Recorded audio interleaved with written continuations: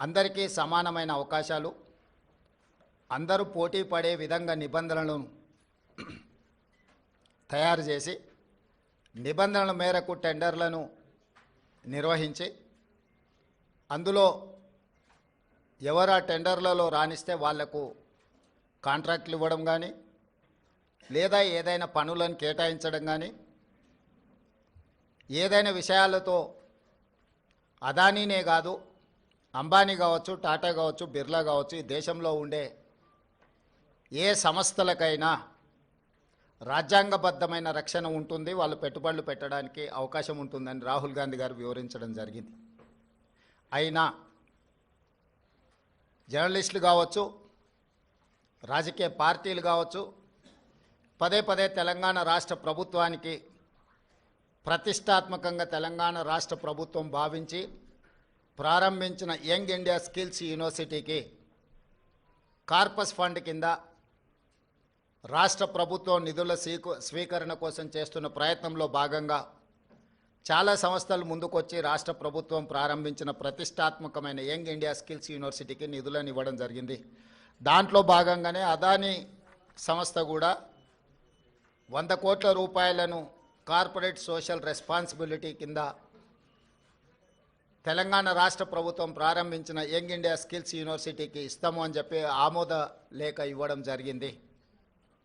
ఈ అంశాన్ని ప్రస్తావించడం ద్వారా అదేదో అదానీ గ్రూప్ తెలంగాణ రాష్ట్ర ప్రభుత్వానికో ముఖ్యమంత్రి గారికో అప్పనంగా 100 కోట్ల రూపాయలు ఇచ్చినట్టుగా అనవసరమైన చర్చలకు రాద్ధాంతానికి తావిస్తున్నది.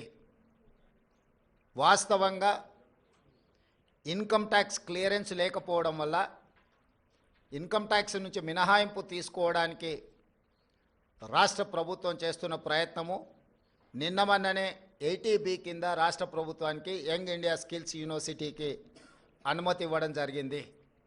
ఇప్పటి వరకు ఏ సంస్థ నుంచి కూడా తెలంగాణ రాష్ట్ర ప్రభుత్వం తన ఖాతాలోకి ₹1 కూడా తీసుకోలేదు, ఇంక్లూడింగ్ అదానీ.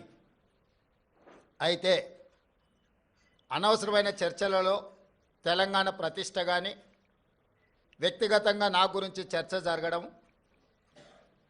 మా మంత్రివర్గ సహచరులకు నాకు ఎలాంటి సుతారము ఇష్టం లేదు. అందుకే స్పష్టంగా నిన్ననే రాష్ట్ర ప్రభుత్వం తరఫున అదానీ గ్రూప్ ఆఫ్ కంపెనీస్కి మా అధికారి జయేష్ రంజన్ ద్వారా లేఖ రాయడం జరిగింది.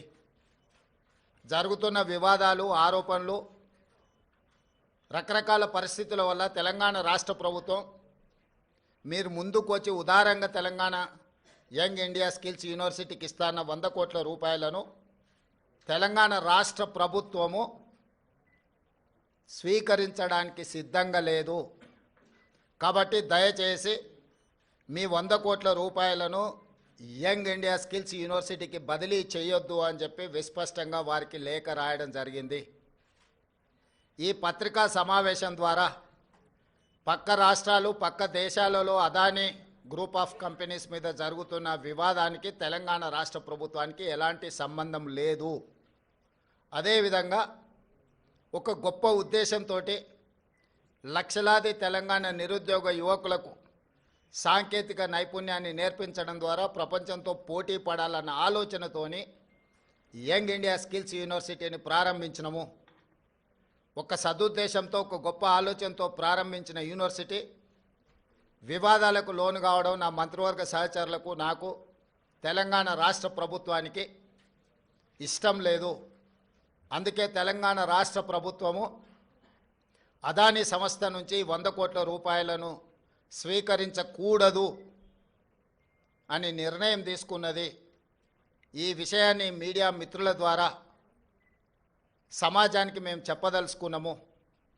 అనవసరమైన వివాదాలలో మా రాష్ట్ర ప్రభుత్వాన్ని, మమ్మల్ని లాగొద్దు అని చెప్పి మీడియా మిత్రులందరికీ కూడా నేను సూచన చేస్తున్నా. రాజకీయ పార్టీలకు కూడా నేను సలహా ఇవ్వదలుచుకున్నా. రాష్ట్ర ప్రభుత్వ ప్రయోజనాల కోసం తీసుకున్న నిధులను కూడా రాజకీయ కోణంలో ఆరోపణలు చేయడం ద్వారా నిరుద్యోగ యువకులకు నష్టపరిచే విధంగా వ్యవహరించే వాళ్లకు రాష్ట్ర ప్రభుత్వం ఈ నిర్ణయం తీసుకున్నది. వాళ్ళందరూ కూడా ఈ అంశాన్ని పరిగణలోకి తీసుకోవాల్సిందిగా నేను ఈ సందర్భంగా తెలియజేస్తున్నా. అదేవిధంగా ప్రతిసారి ఢిల్లీకి ముఖ్యమంత్రి కానీ మంత్రులు కానీ పర్యటనకి వెళ్ళాలనుకున్నప్పుడల్లా మీడియా మిత్రులు మంత్రివర్గ సమావేశం, అధిష్టానంతో చర్చలు అయిపోయింది. మంత్రివర్గం శాఖలు బంద్ చేయడం, శాఖలలో కూడా మళ్ళా ఎవరికి ఏది ఇవ్వాలనో అన్నిటినీ మీరే నిర్ణయిస్తున్నారు. ఈ ఢిల్లీ పర్యటన ఓం బిర్లా లోక్సభ స్పీకర్ గారి కూతురు యొక్క వివాహ కార్యక్రమం ఉన్నది. గతంలో నేను, ఉత్తమ్ కుమార్ రెడ్డి గారు, కోమటిరెడ్డి వెంకటరెడ్డి గారు పార్లమెంట్లో సభ్యులుగా మేము ఉన్నాం. వారితో మాకు వ్యక్తిగతంగా పరిచయం ఉన్నది. వారు ప్రత్యేకంగా ఆహ్వానించారు కాబట్టి